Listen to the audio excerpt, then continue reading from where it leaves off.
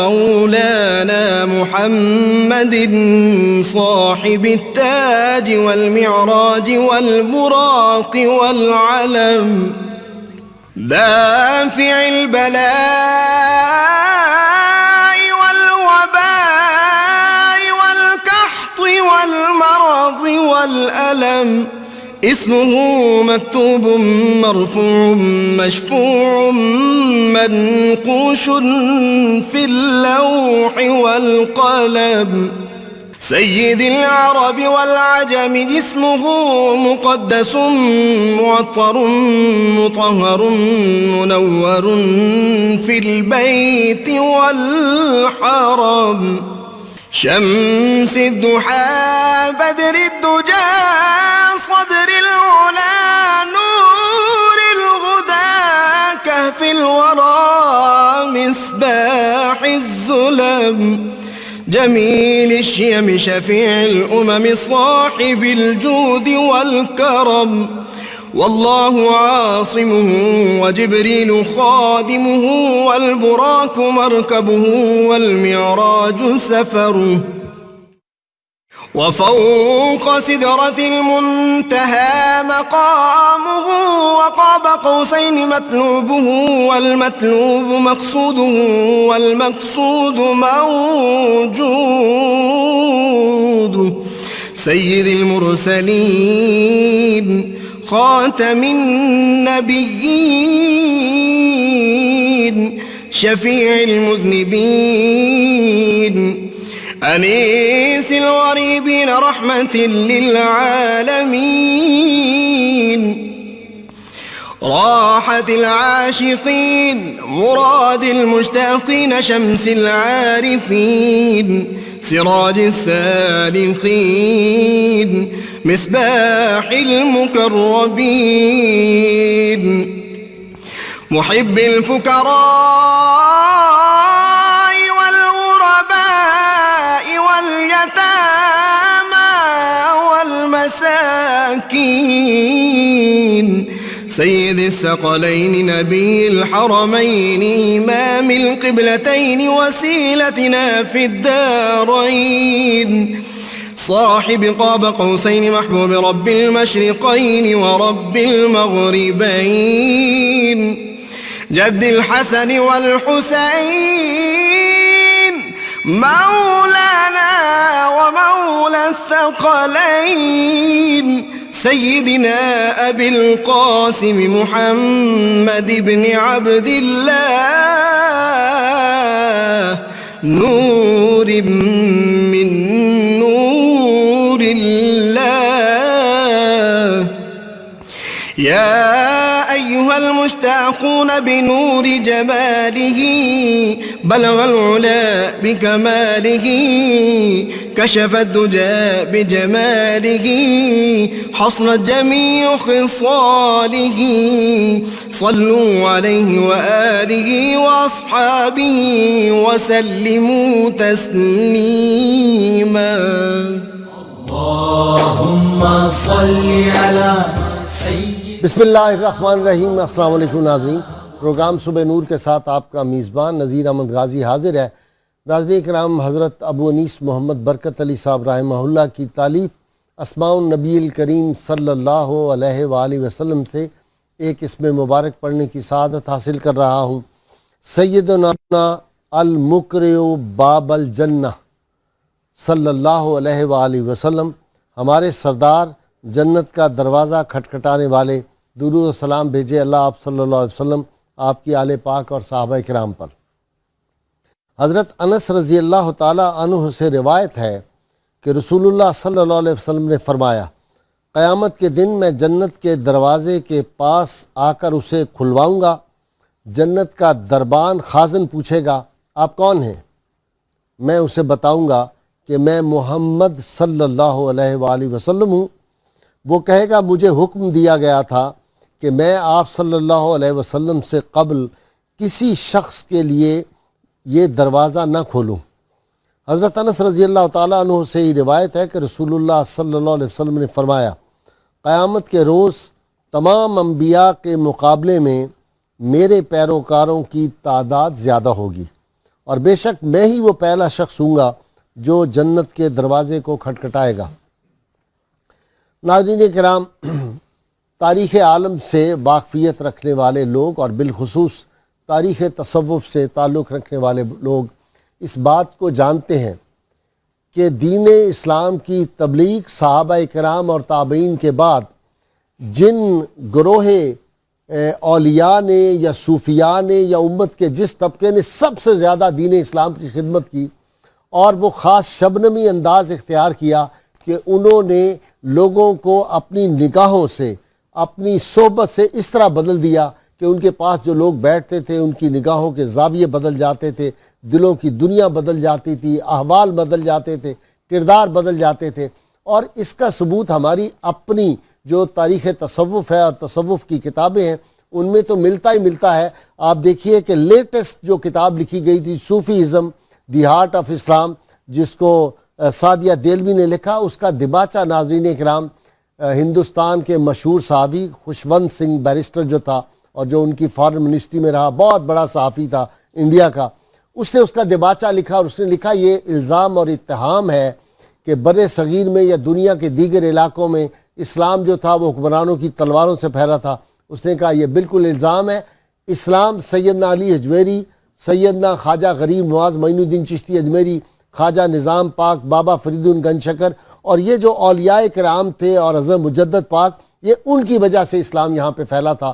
اور ایک اور بہت کتاب کا میں حوالہ دینا چاہتا ہوں، منیرہ ہائری ہالینڈ کی خاتون تھی جنہوں نے دی چشتی اس کتاب لکھی ہے، آکسفورڈ نے چھاپی ہے، اس نے بھی یہ لکھا کہ صوفیاء کرام جو ہے ان کا انداز تبلیغ یہ ہوتا ہے جس طرح کوئی آدمی باہر سے گرمی سے جھلستا ہوا کسی صحرا سے آئے اور اس کو آگے ٹھنڈا سائبان میسر آ جائے، تو یہ صوفیاء کرام کا وجود اور جہاں یہ بیٹھ جاتے ہیں وہاں پہ یہ رحمت کے سائبان بن جاتے ہیں۔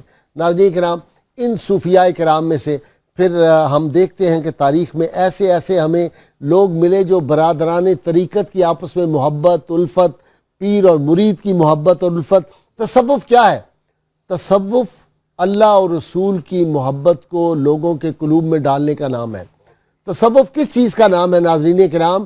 کہ آدمی کا قلب اور قالب یکجا ہو جائے اور ایک سمت میں ہو جائے اور ان کی نگاہوں کا مرکز و محور اللہ اور رسول اللہ صلی اللہ علیہ وسلم کی ذات بن جائے۔ صوفیاء کرام پھر یہی کیا کرتے تھے۔ پھر محبتیں ہم نے تصوف کی تاریخ میں اور بر صغیر میں خاص طور پہ کون نہیں جو خواجہ نظام پاک رحمۃ اللہ علیہ اور امیر خسرو سے واقف نہ ہو؟ ناظرین کرام، کون نہیں جو جناب شمس تبریز اور مولانا روم کے احوال سے واقف نہ ہو؟ کون شخص ہے تاریخ سے واقفیت رکھنے والا جو حضرت بہاؤالدین زکریا اور جناب حسن افغان ان کی باہمی محبت اور الفت سے واقف نہ ہو؟ اسی طرح کی ہماری بالکل ماضی قریب کی ایک مثال حضرت صوفی محمد برکت علی صاحب رحمہ اللہ جو تھے، وہ اور ان کے ایک برادر طریقت اور ان کے ساتھی اور دوست جس کی لوگ مثالیں دیتے ہیں جناب خان عبدالصمد خان حلواری رحمۃ اللہ علیہ، ان دونوں نے مخلوق کی کس طرح خدمت کی۔ آج بھی اگر ہم وہاں پہ جائیں ان کے آستانے پہ، آپ دیکھیے جا کے صوفی برکت صاحب رحمہ اللہ کے مزار پہ، تو سال میں ہزاروں لوگ جو ہیں ان کے آنکھوں کے مفت آپریشن ہوتے ہیں اور دنیا بھر سے ڈاکٹر وہاں پہ آتے ہیں، مخلوق کی خدمت ہے، رات دن ان کا لنگر جاری ہے۔ تو صوفی صاحب اور خان عبدالصمد خان صاحب یہ دونوں اس طرح تھے، یک جان اور دو قالب، لوگ ان کی مثالیں دیتے ہیں۔ آج ہم خان صاحب کا تصوف، ان کی دین اسلام کے لیے خدمات اور ان کا جو اپنا ایک کلندرانہ مزاج تھا اس پہ گفتگو کرنے کے لیے میں نے اپنے اسٹوڈیو میں دعوت دی ہے۔ میرے ساتھ ملک کے معروف عالم دین جناب مفتی فاروق القادری صاحب ہیں، ان کے ساتھ ملک کے ماہر تعلیم بہت سینئر استاد پروفیسر ڈاکٹر معین نظامی صاحب ہیں، اور آخر میں منقبت جو ہے وہ ہم آپ کو الحاج اختر حسین قریشی صاحب کی آواز میں سنوائیں گے۔ آپ تینوں کا بہت بہت شکریہ۔ مفتی صاحب آپ تو اتھارٹی ہیں اس پہ، اور ڈاکٹر صاحب خان صاحب کے حوالے سے جی تعارف۔ بسم اللہ الرحمن الرحیم، اللہم صلی وسلم وبارک علیہ۔ غازی صاحب قبلہ، اس بات میں کوئی شک نہیں کہ اولیاء اور صوفیاء کا کردار اس امت کے افراد کے ایمان کی پختگی، عقائد و نظریات کے استقامت بھرے موتی اور اس امت کے لیے خصوصاً اعمال کے لحاظ سے شیرازہ بندی کرنے میں ایک بہت بڑا کردار ہے۔ حضرت صوفی باصفا حضرت ابو انیس صوفی محمد برکت علی صاحب رحمہ اللہ نے اپنی زبان حق سے جس شخص کو مرد کامل، درویش حق اور عبادت و ریاضت میں کامل ترین شخصیت کہا، اور جنہیں وفا کا لقب دیا، جنہیں استقامت جیسے الفاظ سے نوازا، جنہیں انہوں نے صبر و تحمل، عفو و درگزر جیسے اعلیٰ اخلاقی صفات میں جنہیں کامل جانا اور کہا، وہ حضرت خان صوفی عبدالصمد خان تھے۔ جی ماشاءاللہ۔ آپ اپنے آباء و اجداد اور جد امجد کے لحاظ سے آپ کا تعلق تھا راجستھان کے، ٹھیک ہے، اور راجستھان کے جو بادشاہ جو راجے تھے وہ آپ کے آباء و اجداد تھے۔ اچھا، اس یہ جو علاقے کی پاکستان والا راجستھان ہے یا انڈیا والا؟ انڈیا والا، انڈیا والا، اس کی شاہی بادشاہی یہ آپ کے آباء و اجداد کے پاس تھی۔ ٹھیک، وہاں سے آپ کے آباء و اجداد منتقل ہو کر آئے اچ میں، اچ شریف میں، ٹھیک، اور حضرت مخدوم جہانیہ جہاں گشت رحمہ اللہ سے وہ فیض بیعت حاصل بھی کیا، ہوئے، اسلام بھی اسلام انہی بھی کے قبول فیض سے انہوں نے قبول کیا اور ان کے خلیفہ بھی بنے۔ پھر دیگر مقامات پر منتقل ہوتے ہوتے مائیگریشن کے بعد یہ پاکستان ضلع ٹوبہ ٹیک سنگھ میں آئے، پھر وہاں سے یہ صادق آباد اور رحیم یار خان منتقل ہوئے اور وہیں ان کی زمینیں تھیں۔ پھر حضرت 1948 میں حضرت صوفی جی بابا برکت علی رحمہ اللہ کی روحانی نظر سے ان کی رفاقت ان کو میسر آ گئی بابا جی سرکار کی، اور یہ ان کے ساتھ پھر رفیق سفر بن گئے، اور ایسے رفیق بنے کہ پھر آخر تک انہوں نے ساتھ نہیں چھوڑا۔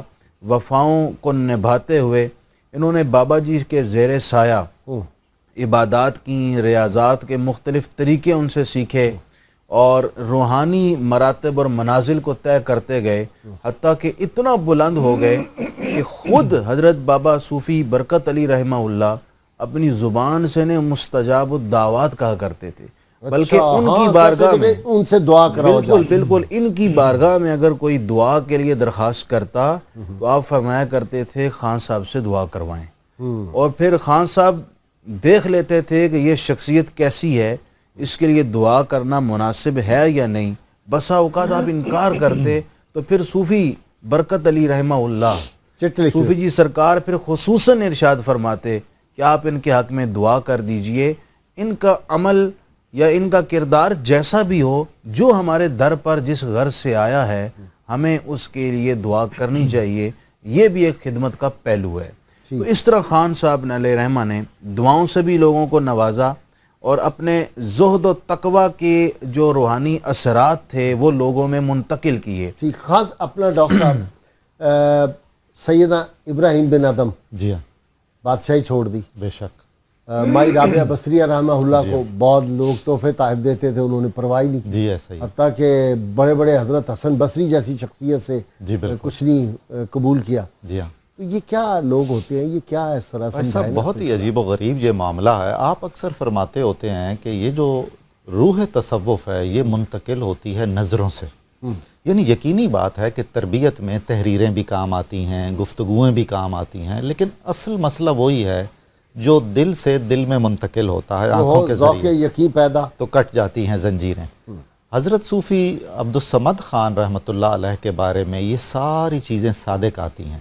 مجھے یہ عرض کرنا ہے کہ ہم ایک بڑے آدمی کو جس کے بارے میں بہت زیادہ جانتے نہ ہوں، اس کے ساتھ ہی واقعہ ایک اور بڑے آدمی کے ذریعے جس کے بارے میں ہمارے پاس بہت زیادہ معلومات بھی ہوں، اس تک رسائی ہم حاصل کر سکتے ہیں۔ بہت اچھا۔ ہم سارے جانتے ہیں کہ حضرت صوفی برکت علی رحمۃ اللہ علیہ کو جو خصوصی فیضان نصیب ہوا تھا، اس میں دو عظیم صوفیاء کا بڑا ہی کنٹریبیوشن ہے۔ ٹھیک، ایک حضرت شیخ علی احمد صابر کلیری رحمۃ اللہ علیہ چشتی صابری سلسلے کے، سبحان اللہ سبحان، اور ایک حضرت شیخ بو علی کلندر پانی پتی رحمۃ اللہ علیہ۔ اچھا اچھا، آپ اندازہ فرمائیں کہ دونوں جلالی بزرگ ہیں، دونوں میں کلندری جلال ہے اور ایک سکندرانہ ادا اور شان بھی ہے، بالکل صحیح، اور اس کے بعد یہ فیضان صوفی صاحب سے منتقل ہوا، حضرت صوفی برکت علی صاحب سے منتقل ہوا خان صاحب عبدالصمد خان صاحب میں۔ ٹھیک، اگلا مسئلہ جو مجھے زیر بحث لانا ہے وہ یہ ہے کہ صوفیاء اسماء جلالی بالعموم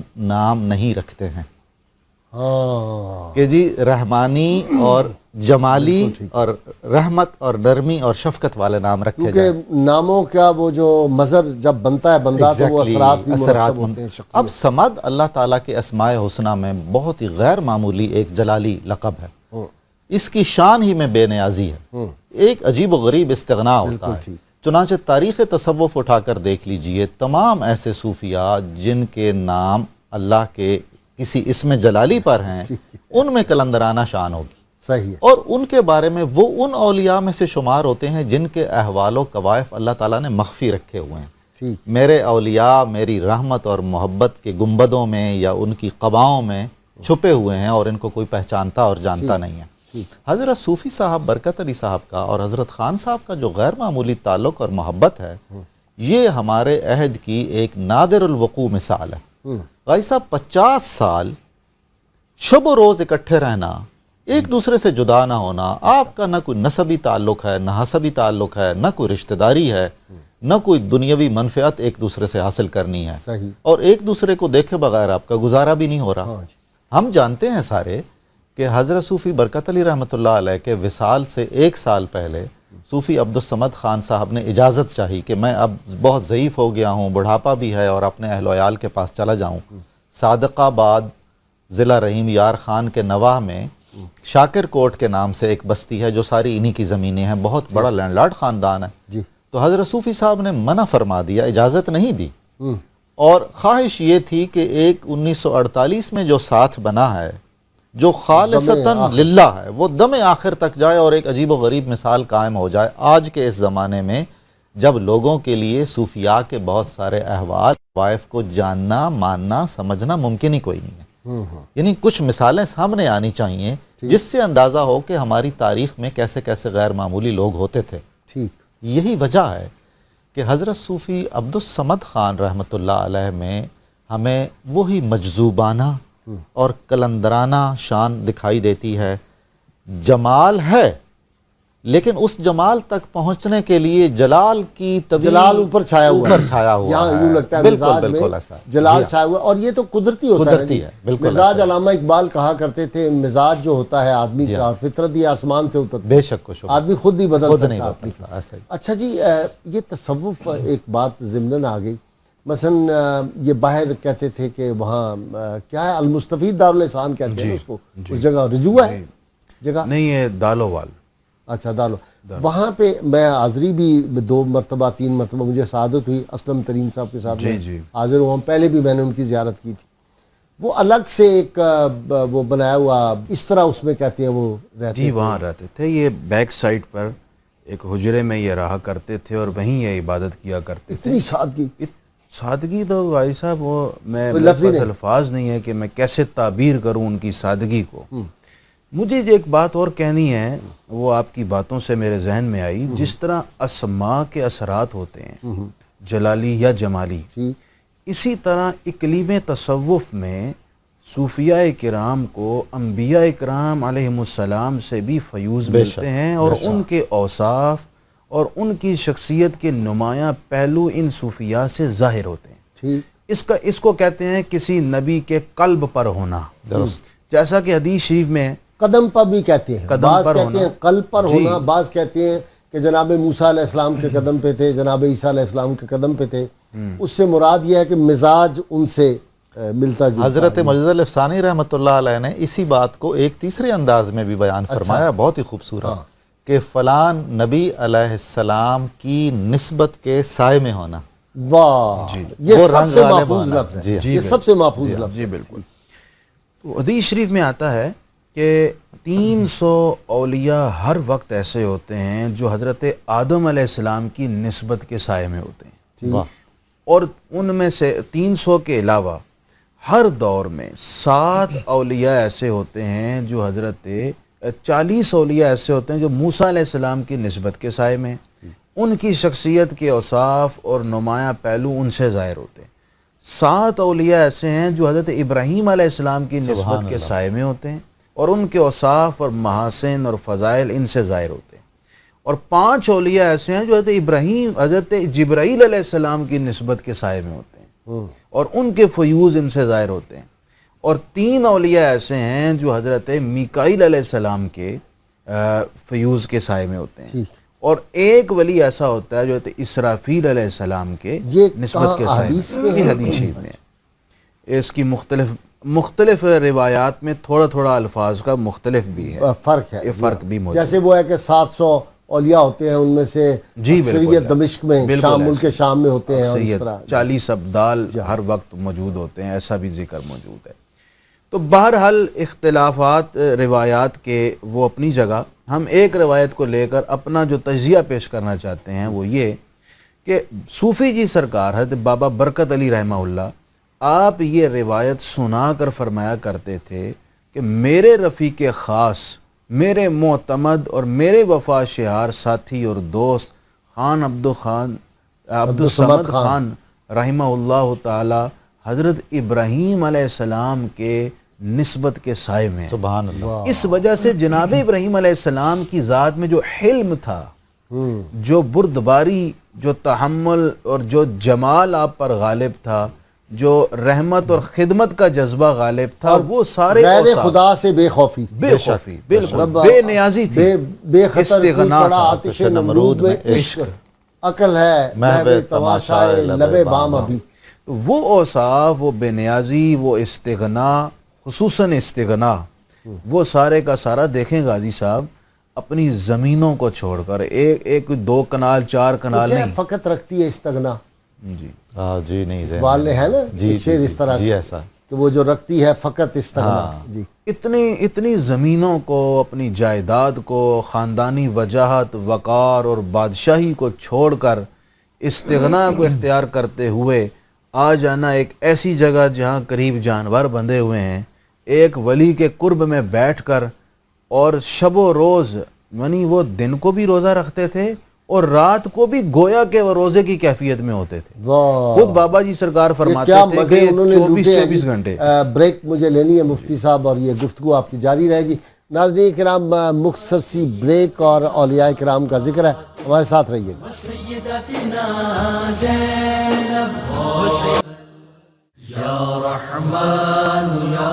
ارشاد باری تعالی ہے، جو لوگ ایمان لائے اور تقوی صوفیاء کے خاندان سے تعلق، ہم تو انہی کی، میں بھی پینشن کھا رہا ہوں، آپ بھی پینشن کھا رہے ہیں، بزرگوں کی اولادیں، قطب مدار، قطب الارشاد، غوث، قطب، ابدال، صلحاء، اور وہ کیا ایک لفظ ہے ابرار، جی ابدال، تو یہ سارا کیا ہے؟ یہ کوئی درجات، یہ سمجھ؟ جی ہاں غازی صاحب، صوفیاء کرام نے یہ بیان کیا ہے کہ جس طرح اللہ تعالیٰ اس عالم اسباب میں نظام ظاہری چلانے کے لیے کچھ لوگوں کو استعمال کرتا ہے، انہیں مختلف خدمات پر فائز فرماتا ہے، اسی طرح عالم باطن کا بھی اس نے ایک انتظام کر رکھا ہوا ہے، ٹھیک، اور وہ لوگ، ان کے مختلف نام، مختلف تعدادیں مختلف صوفیاء نے بیان کی ہیں۔ سب سے زیادہ مفصل گفتگو اس حوالے سے ابتداءً حضرت شیخ اکبر محی الدین ابن عربی نے فرمائی ہے، ٹھیک، اور اس کے بعد بہت سارے صوفیاء نے اس پر باتیں کی ہیں۔ 7 میدان والے بھی جی ہیں، حضرت شیخ عبداللہ انصاری رحمۃ اللہ علیہ، عبداللہ حروی، عبداللہ حروی رحمۃ اللہ کیا علیہ، بات ہے جی، سبحان اللہ جی، کمال درویش بزرگ تھے اور عالم تھے۔ تو یہ حضرات جن کے مختلف القاب ہیں، یہ باطنی سطح پر اتنے ہی اہم ہیں اور اللہ کی خدمات بجا لاتے ہیں۔ خود حضرت عبدالصمد خان فرمایا کرتے تھے کہ میں اللہ تعالیٰ کے کارندوں میں چپراسی کی حیثیت رکھتا ہوں۔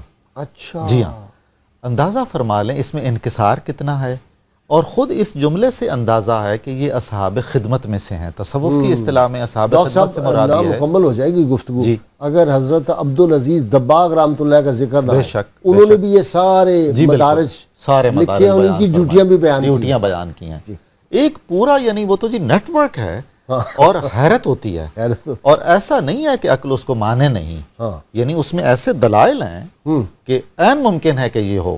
ہمارا معاملہ یہ ہے کہ ہماری شعور کی مختلف سطحیں ہیں، ہماری شعور کی جو بالکل ابتدائی سطح ہے، کچھ چیزیں اگر اس میں داخل نہیں ہوتی تو ہم اس کا انکار کر دیتے ہیں۔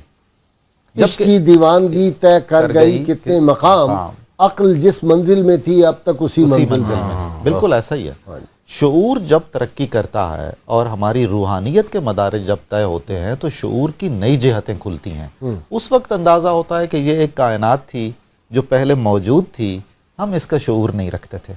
اس وقت ہم یہاں بیٹھے ہیں تو ہمیں اس کمرے سے باہر یقین ہے کہ ایک پوری کائنات موجود ہے، ٹریفک رواں دواں ہے اور دیگر تمام امور ہمارے سامنے نہیں ہے، ہمارا علم بتا رہا ہے ہمیں. ایسی ہی بے شمار دنیایں ہیں جو ہمارے سامنے کوئی نہیں ہے، اور تبھی ہم غزالی صاحب کو چھوڑ کے بھاگ جاتا ہے جنگل. جی بالکل ایسا ہی ہے. غزالی اپنے عہد کی متمدن ترین یونیورسٹی کے منصب تدریس پر فائز جامعہ نظامیہ سے، نظامیہ اور یونیورسٹی 800 برس ہو گئے ہیں، مقابلہ کوئی نہیں. جو لکھ گیا ہے غزالی لکھ گیا ہے، کوئی مقابلہ دوسرا غزالی نہیں آیا کوئی. نہیں. یورپ کے ایسے ایسے مفکر اور فلسفی متاثر ہوئے امام غزالی سے. تو حضرت عبدالصمد خان کی شخصیت میں جو اور بہت سارے پہلو ہیں، سب سے نمایاں چیز ان کا وہ استغنا ہے جو انہوں نے ایک ظاہری ترک فرما دیا اپنا خاندانی جاہ و جلال، جس کی طرف مفتی صاحب نے بھی اشارہ کیا. مشرقی پنجاب میں رائے کوٹ کے نام سے ایک ریاست تھی جو راجستھان کے شاہی خاندانوں کے ایک خاندان نے قائم کی تھی، ان کے آباء و اجداد کی تھی. جب اس پر سکھوں کا قبضہ ہو گیا تو وہاں سے ادھر ادھر منتشر ہو گئے. پھر تقسیم کے بعد 2 جگہ پر ان کی کلیم میں ملی ہوئی زمینیں تھیں، ایک ٹوبہ ٹیک سنگھ کے نواح میں، ایک جہاں آج کل مزار ہے صادق آباد میں رحیم یار خان کے نواح میں. ان دونوں میں بے شمار مربع ان کی ملکیت ہیں. اس سب کو چھوڑ کر، یعنی یہ نہیں ہے کہ انہوں نے اس سے ودرا کر لیا ہو یا وہ ادھر ادھر کر دی ہوں، وہ موجود ہے، خاندان موجود ہے اور وہ اس سے فائدہ اٹھا رہے ہیں. انہوں نے اپنے آپ کو الگ کر لیا.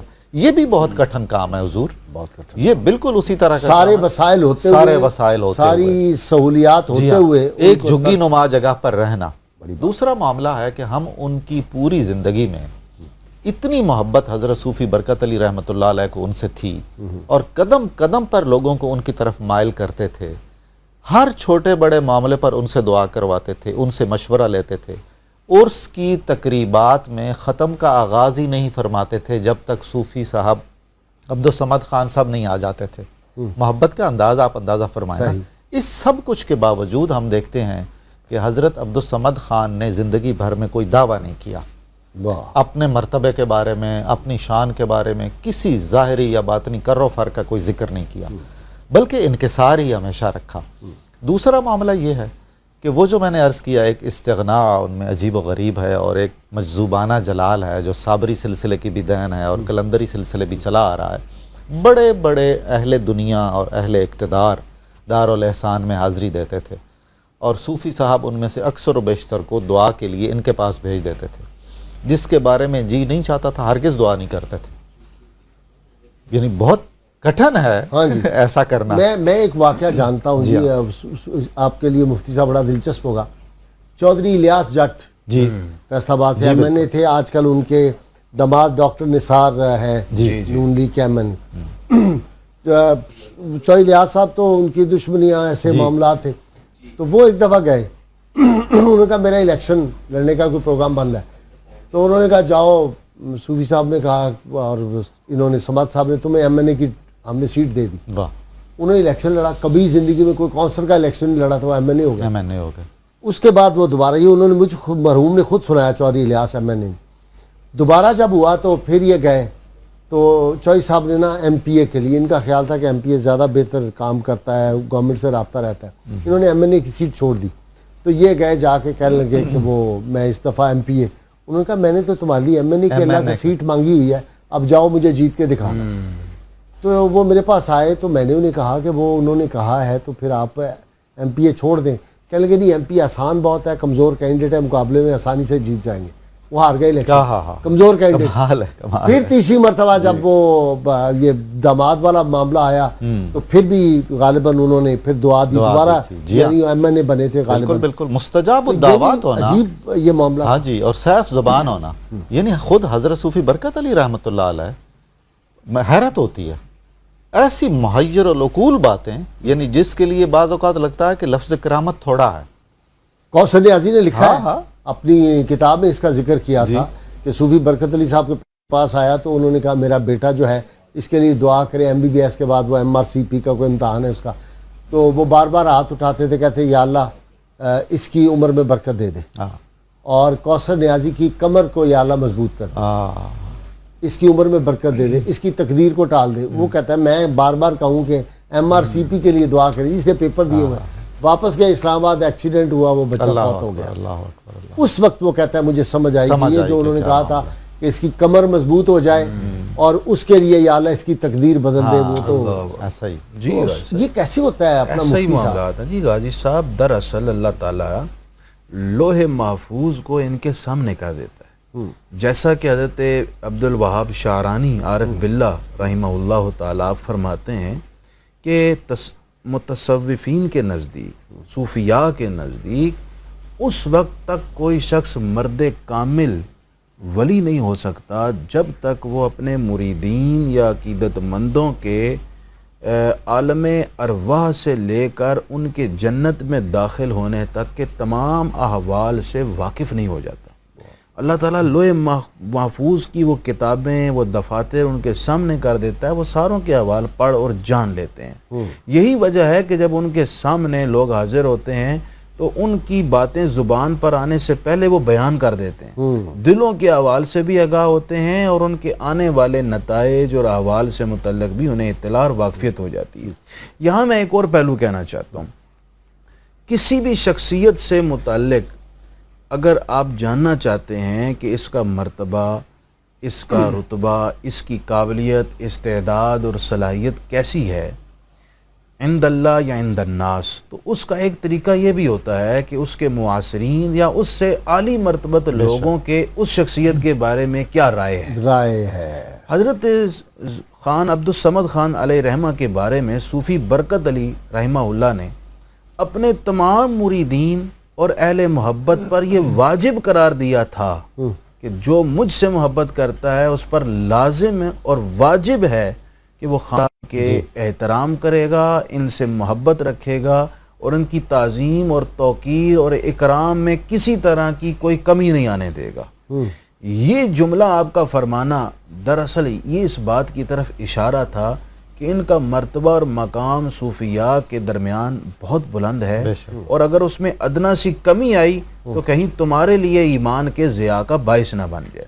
دوسری بات غازی صاحب یہ ہے کہ اللہ کے ولی جب درجہ ولایت پر فائز ہو جاتے ہیں تو اللہ تعالیٰ مخلوق کا رجوع ان کی طرف کر دیتا ہے اور وہ دلوں کی سلطنتوں کے بادشاہ بن جاتے ہیں. وہ حدیث کیا ہے کہ اللہ تعالیٰ آسمانوں پہ اعلان فرماتے ہیں کہ میں صحابی سے محبت کرتا ہوں، اہل آسمان.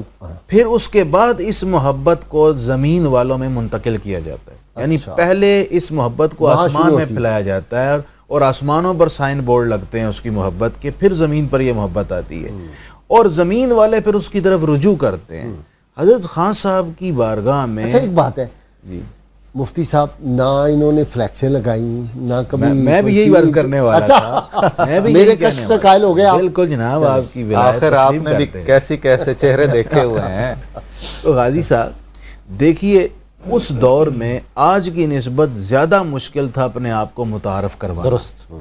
اس طرح ٹی وی چینلز نہیں تھے اور ریڈیو ہوا کرتا تھا اور ان جیسی اخبار تو تھے نا جی. یہ شخصیت ویسے کنارہ کش تھیں، لیکن اس کے باوجود تمام پاکستان اور بیرون ملک کے لوگ موقع کی تلاش میں رہتے تھے کہ ان کا قرب نصیب ہو جائے اور چند لمحے ان کے پاس بیٹھنے کو مل جائیں اور ان سے ہم دعا کروا لیں. میں نے دیکھا یورپ میں گیا ہوں، وہاں لوگ ان کی باتیں کر رہے ہوتے تھے اور ایک جمع غفیر ہوتا تھا ہر کہیں فلانی جگہ جی جمعرات کو ذکر ہوگا، فلان جگہ سنڈے کو ہوگا، کئی جگہ میں نے خطاب کیا جا جی حضور. یہ ان کے شخصیت کے مقناطیسی اثرات تھے جو لوگوں کو کھینچ لاتے تھے. خود اس وقت کے پرائم منسٹر کے بارے میں وہ اس بات کی تصدیق کرتے ہیں کہ وہ خان صاحب کی بارگاہ میں دعا لینے گئے اور خان صاحب انہوں نے دعا دی اور اس کے بعد وہ پھر اس میدان میں نکلے، وزیر اعلیٰ سے وزیر اعظم بن گئے. جی بالکل، یہ ان کی دعاؤں کے اثرات تھے. کچھ خان صاحب کو ان سے کمٹمنٹس بھی لے لینی چاہیے تھی. وہ حضرت صوفی صاحب نے بڑی خوبصورت بات کی تھی، برکت علی صاحب رحمۃ اللہ علیہ نے. خان صاحب نے 2 بار دعا نہیں فرمائی، اچھا تو تیسری بار حضرت صوفی برکت علی نے کہا کہ یہ جو حکام ہیں یہ اگر اپنا کام نہیں کرتے ہیں تو اس کا یہ مطلب نہیں ہے کہ صوفیاء بھی اپنا کام چھوڑ دیں. فقیروں کا کام دعا کرنا ہے، ہمیں اپنا کام کرنا چاہیے. یہ اپنا کام کرتے ہیں یا نہیں کرتے یہ ان کا معاملہ ہے. تو تب اتنی سفارش اور اصرار پر دعا فرمائی تھی. وہ کیا ہے، صبح اپنا اپنا ہے، جام اپنا اپنا اپنا، یہ جاؤ میں خارو کام اپنا ایسا اپنا۔ جی۔ اچھا، دعا کے ایسے کمال تھے جی، ہاتھ اٹھا کر کثرت سے دعا فرماتے تھے، کبھی ایک خاص ان کا محبت کا انداز تھا، ماتھے سے ماتھا لگا کے منتقل کرتے تھے اپنی کیفیات اور اپنے احساسات، محبت کا ایک انداز ہوتا بالکل، ہے۔ اچھا ویسے اس میں ایک بات میں آپ سے عرض کروں، سیدنا بلال حبشی رضی اللہ تعالیٰ عنہ کو سیدنا صدیق اکبر پڑھا رہے تھے، ایسا ہی جیسے بچوں کو پڑھاتے ہیں نا، جی ہاں، تختی لکھوا رہے تھے یا جو بھی اس وقت پتھر پہ لکھ رہے تھے، کچھ سکھا رہے تھے، تو سیدنا بلال حبشی بار بار ان سے کہتے تھے جی میرے آقا، جی میرے آقا، تو انہوں نے کہا بلال یہ لفظ بار بار نہ کہو، اب تم آزاد ہو اور میں اور تم بالکل برابر ہیں۔ تو وہ پھر سیدنا بلال کی زبان سے نکل گیا کہ جی میرے آقا، جو آپ کا ارشاد، تو انہوں نے نا دونوں کانوں سے پکڑا اور اپنا سر محبت سے یوں ٹکرایا، تو یہ اس کی ایک نظیر ہے پہلے۔ اور مزید یہ کہ بعض اوقات بعض لوگوں کے ماتھے پر اپنی انگلی سے کلمہ طیبہ لکھتے تھے، ہاں بسم اللہ شریف بھی بسم اللہ لکھتے تھے، شریف بھی کلمہ لکھتے شریف۔ تھے، یعنی یہ سارے وہ ان کے فیض رسانی کے انداز تھے۔ ٹھیک ہے۔ اور بعض بہت ہی جو مقرب تھے، چہتے تھے، پیارے تھے، ان کے لیے ہاتھ اٹھا کر بھی، ماتھے سے ماتھا لگا کر بھی، ماتھے پر لکھ کر بھی، اور لوگوں کو بہت زیادہ فیضان بھی ہوا۔ ہم نے ایسا بھی دیکھا صوفیاء کی تاریخ میں، وہ کہتے تھے کہ جا کے نا یہ ہمارے جو باہر بلی بیٹھی ہوئی ہے یا یہ کتا بیٹھا ہوا ہے، اس کو روٹی کا ٹکڑا ڈال۔ ایسا ہی ہے، کمال ہے حضور۔ حضرت شاہ سلیمان توسوی رحمۃ اللہ علیہ اس سلسلے میں بہت ہی مشہور و معروف ہیں۔ وہ کون سے تھے؟ حضرت مجدد پاک تھے، گھوڑوں کو وہ جو جا کے مالش کی۔ ہاں جی بالکل ایسا ہی ہے۔ حضرت شاہ سلیمان توسوی کا تو یہ کمال تھا کہ انہوں نے اپنے ایک مرید کا نام رکھا ہوا تھا می برساؤ۔ اچھا، بارانی علاقہ تھا، بہت ضرورت ہوتی تھی بارش کی، اچھا۔ بارش کا جو بھی کیس آتا تھا فرماتے تھے می برساؤ کو پاس جاؤ۔ وہ مؤذن تھے مسجد میں اور خدمت کرتے تھے، وہ کہتے تھے یہ حضرت نے مجھے کس کام میں لگا دیا ہے، خود ایک اشارے سے دعا فرما سکتے ہیں، لیکن یہ بھی محبت کے انداز ہیں، اور یہ راز و نیاز کی باتیں ہیں جو اہل تصوف ہی اس سے لطف اندوز ہو سکتے ہیں۔ میں نے دیکھا جی، ہمارے گھر میں ایک بابا جی ہوتے تھے، بابا جی امام بخش رحمۃ اللہ علیہ، ان کا انتقال بھی، میں تو اس وقت لندن میں تھا، اچھا، تو نماز پڑھتے ہوئے سجدے میں ہی، سبحان اللہ، ہاسپٹل میں آنکھیں بنوانے گئے تھے، سروس ہاسپٹل، تو وہ سجدے میں گئے صبح کی نماز کے بعد، تو سجدے میں ہی رہے۔ اللہ 10-15 منٹ بعد لوگوں نے کہا کہ اتنا لمبا سجدہ ہو گیا، جب انہوں نے ہلایا تو وہ اگلے جہان رخصت ہو۔ تو بابا جی ساری رات ہمارے لان میں بیٹھے ہوتے تھے، تو وہ درود پاک ساری رات پڑھتے تھے اور تہجد وغیرہ، تو 20-25 بلیاں ان کے بستر پہ بیٹھتی تھی، اور باقاعدہ ہر ایک کا نام رکھا ہوا تھا بابا امام بخش رحمۃ اللہ علیہ۔ اور کمال کی بات ہے، جس بلی کو وہ کہتے تھے وہی بلی آتی جاتی تھی، اور وہ ایک لقمہ اپنے منہ میں ڈالتے تھے اور دوسرا ایک بلی کے تیسرے میں۔ تو کبھی کبھار میری والدہ محترمہ جو تھی، اللہ ان کو کروڑ کا جنت دے، تو وہ اس بات کو مائنڈ بھی کرتی تھی کہ بھئی وہی وہ جو ہاتھ ہے وہ تم پھر برتن میں بابا جی ڈالتے تھی، تو وہ آگے سے ہنس دیتے تھے کہ ماں جی مجھے اپنا کام کرنے دیں۔ واہ واہ واہ، تو یہ سمجھ نہیں آتی۔ بالکل بالکل ایسا ہی ہے جی، ایک دوسرے کی زبانیں جانتے تھے جی وہ، اور ظاہر ہے ان کی یہ خدمت ہوگی اور ان میں فیضان کا ذریعہ ہوگا۔ اچھا، یہ ہماری جو ظاہری عقل ہے اس پہ بعض باتیں پوری نہیں اترتی۔ غازی صاحب، صوفیاء کرام میں متعدد اوصاف اور خصائل حمیدہ ہوتے ہیں، مگر کوئی وصف ایسا ہوتا ہے جو ان کی شخصیت پر غالب آ جاتا ہے، اگرچہ وہ بہت زیادہ اوصاف ان کی جیسے شخصیت سیدنا علی اجویری، ٹھنڈے، برف، بہت علم، جی بالکل، عمل، تصور، کچھ موجود ہے۔ حکمت، دانائی، دانش، کہتے چلے جائیں داتا گنج بخش۔ جی، اب اسی طرح حضرت عبدالصمد خان رحمہ اللہ کی شخصیت میں اس قدر اوصاف، جہاں صبر ہے، وفا ہے، استغنا ہے، ثابت قدمی، وہاں جلال ہے، استقلال، استقامت، جلال، جمال، سب کچھ ہے۔ لیکن جو ان کی شخصیت میں سب سے زیادہ نمایاں پہلو جس نے مخلوق کو ان کے بہت قریب کیا، وہ دعا تھا، جس کا تذکرہ ہم بار بار کر رہے ہیں، اور مومن کا ہتھیار ہے جی، مومن کا ہتھیار ہے۔ اچھا جی، یہ بڑی زبردست بات آ گئی اور یہ کرنی چاہیے ناظرین تک۔ جب امریکہ نے پہلی دفعہ بنایا تھا نا جی بم، تو غالباً روز ویلٹ ان کا صدر تھا، مجھے ایگزیکٹ اب ذہن میں، اللہ کرے کہ یہ ٹھیک ہو، لیکن میں نے یہ خود پڑھا ہوا ہے بکس میں، اور چونکہ اب بوڑھا ہو گیا ہوں نا، جوانی میں یہ پڑھا تھا، تو اس نے اپنی قوم سے کہا کہ خطاب کیا ریڈیو پہ، ٹی وی نہیں تھا، اس نے کہا کہ خوش نہ ہو کہ ایٹم بم ہمارے پاس آ گیا، ہم بہت طاقتور ہو گئے، نہیں، ایٹم بم سے بھی زیادہ طاقتور ایک چیز ہے اور اس کا نام دعا ہے۔ واہ واہ واہ واہ، بے شک، کوئی شک نہیں، ایسا ہی ہے، واقعی تقدیریں بدلی نہیں ہتھیار ہے، بدل میدان بدر میں دیکھیے ہم نے، میدان بدر میں، اسی طرح دیگر جنگوں میں، سرایا میں اور دیگر بہت سے ایسے ہزاروں نظائر ہیں جنہیں موجود۔ دوسری بات میں یہ عرض کرنا چاہتا ہوں، صوفیاء کے جو اوصاف ہوتے ہیں وہ صرف ان کی ظاہری حیات تک ہی نہیں محدود رہتے، بعد از وصال بھی ان کا فیضان جاری رہتا وہ ہے۔ کیا ہے جی، حکومتیں بدل دیتے تھے، وہ ذرا بتائیں نا، کوئی اندازہ کر سکتا ہے اس کے زور بازو کا نگاہ مرد مومن سے بدل جاتی ہیں تک۔ کون تھے آپ کے وہ چشتی سلسلے کے؟ انوس دلی دور حکومتیں لیتے تھے، چھوڑ دیتے تھے، کہتے تھے یہ معافی مانگ لو، حضرت ہمارے آدمی کے ساتھ زیادتی کی ہے، ورنہ کسی کیا ہے وہ ملک دیگرے، ورنہ بخشم ملک تو بادیگر ہے، اقبال نے لکھا ہے ہاں جی بالکل بالکل، ورنہ بخشم، ملک تو بادیگر ہے۔ وہ سنائیں ذرا بات۔ جی ہاں، کہ بازگیر این عامل بدگوہر ہے، ورنہ بخشم ملک تو بادیگر ہے۔ حضرت بو علی قلندر رحمۃ اللہ علیہ، ان کے ایک خادم کو مقامی حاکم کے کارندوں نے ستایا، دروغے نے مارا، داروغے نے، جی ہاں، اس نے شکایت کی تو آپ نے جلال میں خط لکھا سلطنت دہلی کے مالک کو، اور جب اسے یہ خط ملا تو وہ لرزہ براندام ہو گیا۔ اس نے کہا یہ بو علی قلندر کا خط ہے، جلدی کرو اس کا کچھ، ہماری طرف سے تاخیر ہو تو کہیں آرڈیننس ہی نہ آ جائے۔ مفتی صاحب ڈھونڈے کوئی خط لکھنے والا، چلے آگے چلے، آپ میری بات سمجھ گئے، ورنہ بخشم ملک تو بادیگر، واللہ بخشم میں تو یہ ملک کہتا ہوں جی وہ خطوط لکھنے والے آج بھی موجود ہیں، کوئی شک نہیں۔ وہ اپنے میں نے مزارات دیکھے ہیں، وہ زندہ بھی ہیں، مجھے اپنے سعادت مزارات رہی، میں میں نے بھی وہ ہیں۔ لوگ جی دیکھے، بالکل بالکل ایسے۔ رات کو انہوں نے کہا کہ کل صبح فلاں کی حکومت نہیں ہوگی، اور صبح نہیں تھی۔ نہیں تھی ایسے۔ قاضی صاحب آج جو مزارات میں شخصیات ہیں، ہمارا تو اعتقاد ساری امت اس پر اتفاق ہے کہ بعد از وصال اس سے اعلیٰ حیات میں ہے وہ۔ میں یہ عرض کرنا چاہ رہا تھا کہ ان کے یہ اوصاف بعد از وصال بھی قائم رہتے ہیں، اور یہ مستجاب الدعوات دنیا میں تھے تو بعد از وصال اپنی مزار انور میں بھی مستجاب الدعوات۔ حضرت شیخ معروف کرخی رحمہ اللہ کا مزار تو اس بارے میں معروف ہے، حضرت شیخ محقق شیخ محقق حضرت عبدالحق محدث دہلوی رحمۃ اللہ نے لکھا ہے، جی میں حاضری ہو کے دے کے آیا ہوں وہاں پہ، وہاں جو دعا کی جائے حضرت معروف کرخی اگر اس کے لیے حامی بھر لیں تو وہ قبول ہو جاتی ہے۔ واہ اسی طرح صوفی عبدالصمد خان علیہ رحمہ کا بھی یہ وصف ہے کہ آج ان کے مزار شریف پر جو حاضری دیتے ہیں اور وہاں جو دعا کرتے ہیں، چونکہ یہ ان کی شخصیت کا نمایاں پہلو تھا۔ بہت مفتی صاحب آپ کا شکریہ، ڈاکٹر صاحب آپ کا بھی بہت شکریہ۔ ناظرین کرام، کتاب الشفا سے نسخے کا وقت ہو گیا۔ جانور لوگ پالتے ہیں، گھروں میں ہوتے ہیں، تو اگر کسی پالتو جانور کے پیٹ میں درد ہو تو بسم اللہ کے بغیر سورہ لہب تبت یدا ابی لہب 7 بار پانی پر دم کر کے جانور کو پلائیں، انشاءاللہ جلد آرام۔ سیدنا علی المرتضیٰ شیر خدا کرم اللہ وجہ فرماتے ہیں، مال و دولت انسان کے لیے وبال جان ہے، مگر اللہ تعالیٰ کی خوشنودی کے لیے اگر خرچ ہو تو باعث نجات بن جاتا ہے۔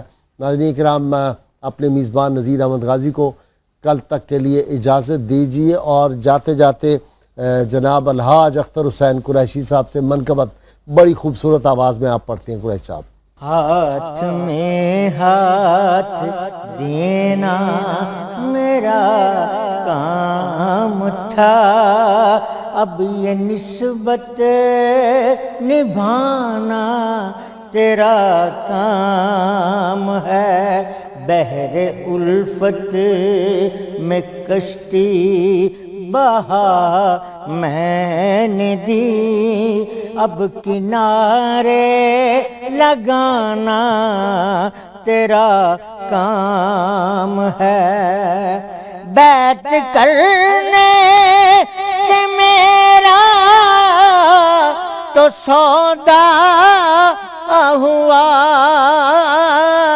میں تھا اچھا برا تیرے ہاتھوں بکا،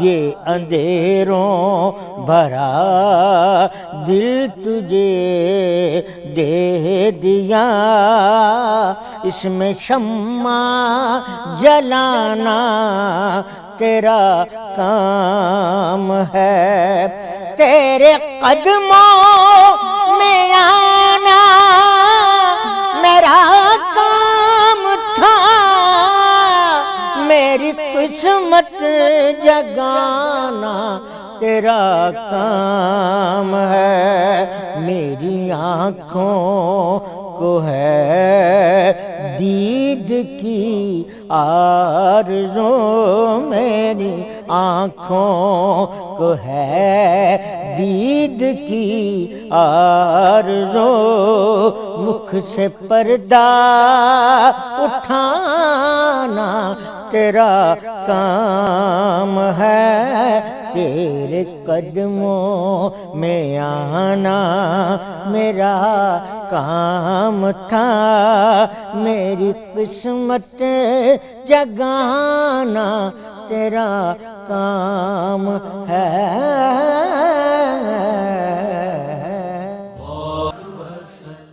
میرا تو سب کچھ سیدنا سلمان فارسی رضی اللہ تعالیٰ